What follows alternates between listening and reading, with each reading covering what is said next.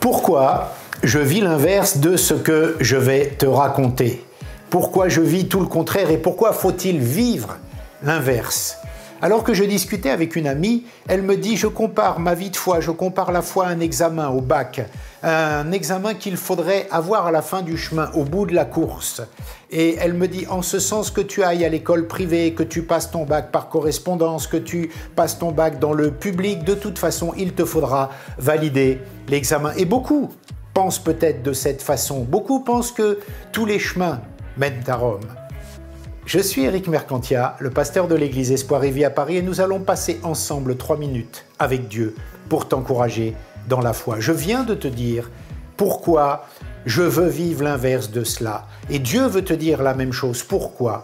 Parce que la foi, l'examen a déjà été passé à l'avance à la croix par Jésus-Christ lui-même. Tu ne dois rien faire de plus. L'examen a été validé, il a été passé. Tu ne dois pas faire des choses pour rajouter à ton salut. Tu ne dois pas faire des choses pour rajouter à ton examen final de foi, si tu veux, lorsque tu seras auprès du Seigneur Jésus-Christ. L'examen a été passé par Christ lui-même. Tu fais des choses parce que tu as été sauvé. Tu ne fais pas des choses pour être sauvé.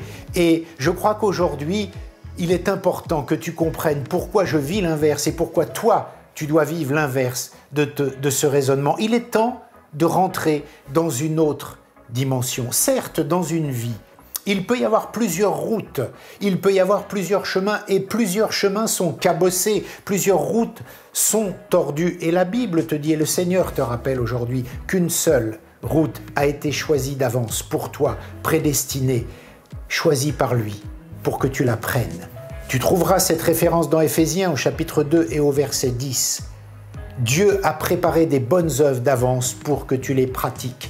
Et il y a une bonne route choisie par Dieu lui-même pour que tu la pratiques. Toutes les routes ne mèneront pas là où Dieu veut t'emmener. Dieu a choisi un chemin pour toi, un chemin qui correspond à ce qu'il veut que tu fasses pour lui. En prenant cette route, tu vas devenir mûr dans la foi. Tu vas faire les choses que Dieu veut que tu fasses pour lui. Tu vas avoir une vie de foi qui ne sera pas pesante, qui ne sera pas lourde, parce que tu marcheras dans ce que Dieu a préparé d'avance pour toi. Et tu auras le plaisir, la joie d'être heureux parce que tu vis ce que Dieu a écrit. Tu vis le scénario que Dieu a prévu pour toi dans ta vie. Alors en cet instant, prends la décision d'écouter, déclare à haute voix et remercie Dieu de ce qu'il a préparé quelque chose pour toi et une chose dans laquelle tu vas rentrer.